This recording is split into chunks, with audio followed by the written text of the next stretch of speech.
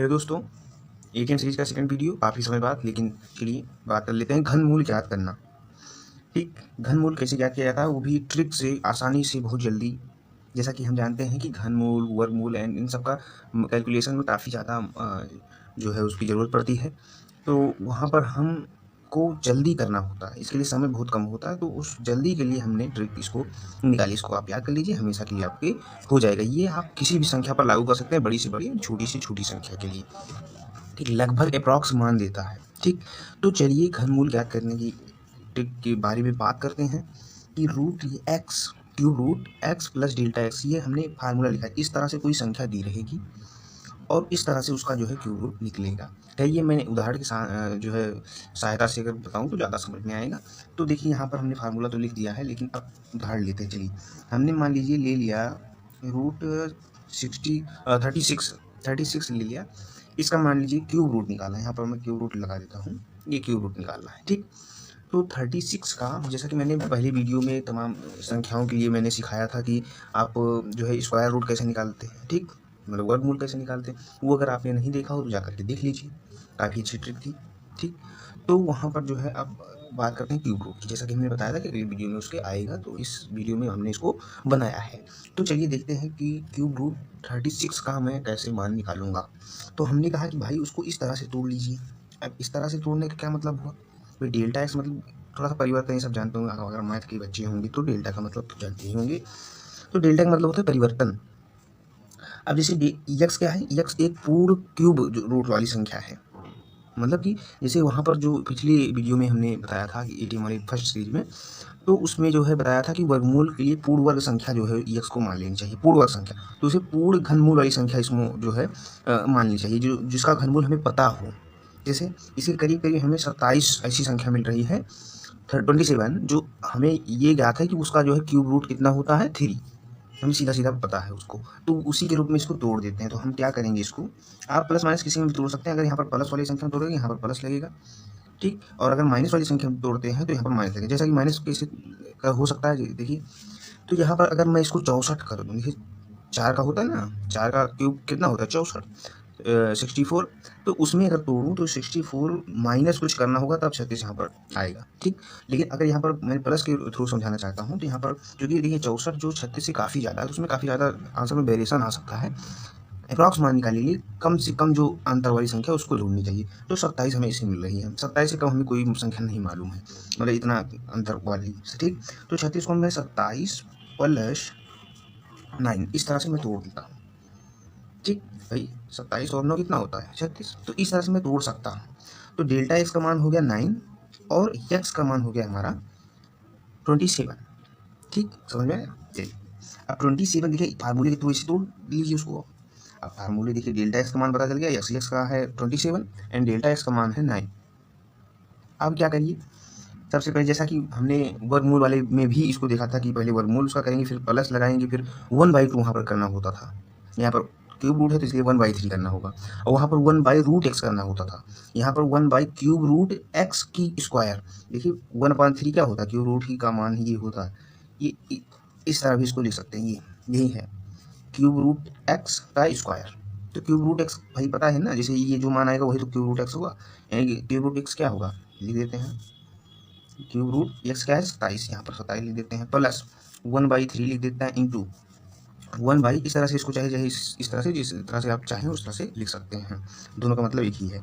तो x cube root x का square, तो इसका स्क्वायर क्या होगा, क्यूब रूट एक्स, जैसे यही संख्या होगी क्यूब रूट एक्स। चलिए लिख देते हैं। देखिए मैं समझाने के लिए इतना सारा कर रहा हूँ, बाकी आप काफ़ी आसानी से कर सकते हैं इसको, जल्दी से, अगर आपको आसानी से याद हुआ तो।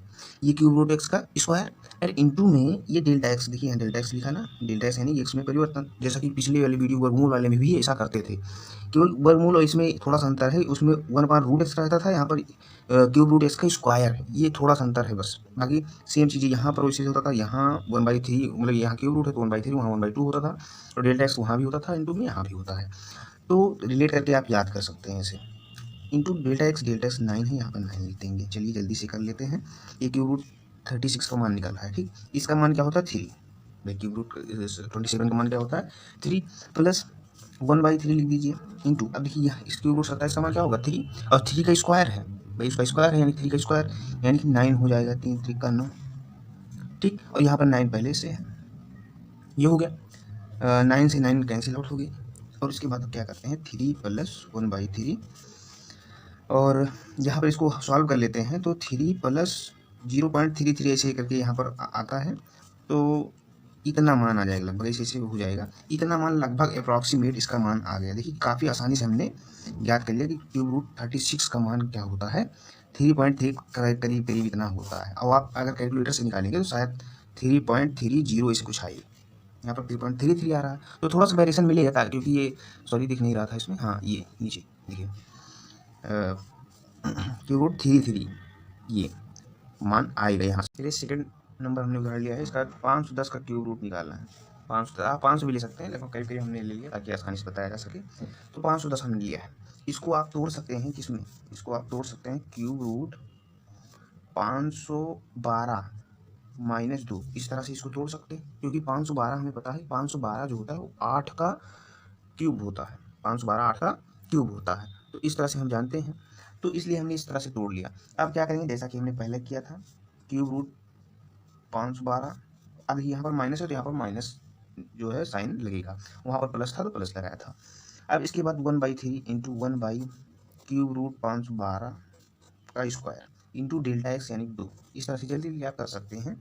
और यहाँ पर 512 क्या होता है 8 माइनस 1/3 इंटू 1/8 का स्क्वायर, ठीक मैं कर ही देता हूँ, 8 का स्क्वायर क्या होता है 64 में कर देता हूँ, ठीक, इंटू 2। अब 2 से इसको काट सकते हैं, 2 से कितना आएगा 32, 2 3 6 एंड 2 दूनी 4, इस तरह से मैं काट सकता हूँ। अब देखिए यहाँ पर 8 माइनस 1/3 2 जा 6 3 3 जा 9, इतना आएगा, ठीक। अब यहाँ पर इसको मैं 8 गुणे इतना माइनस 1/96 इतना कर सकता हूँ। देखिए आप 8 छक 48, 8 9 72 और 4 76 माइनस 1/96, और करीब करीब आएगा हमारा मान 767, देखिए 1 घटाएंगे तो, और अपॉन 96। अब इसको इससे भाग करना पड़ेगा, भाग आप कर लीजिए, चलिए मैं भाग करके दिखा देता हूँ। देखिए मैं जब वीडियो बनाने शुरू करता हूँ तो ये मान कैलकुलेट करके नहीं देखता, मैं वीडियो बना देता हूँ ताकि आपको ऐसा समझ में आए, ताकि ये लगे कि हाँ आपके सामने हो रहा है। मैं याद करके आऊँ तो जल्दी से भी पटाख दे इसको लिख करके और तुरंत वैल्यू लिख देती, ये लिख करके एक लाइन उसके बाद वैल्यू लिख सकता था, वीडियो भी छोटी बनती, लेकिन हमने इसको लिया है ताकि स्टेप बाय स्टेप आपको समझ में आए और कैसे हम कर सकते हैं, किस तरह से हम सॉल्व कर सकते हैं ये समझ में आए, ठीक। तो 96 से भाग करेंगे तो लगभग आएगा, ये जाएगा 7 बार लगभग जाएगा, ठीक।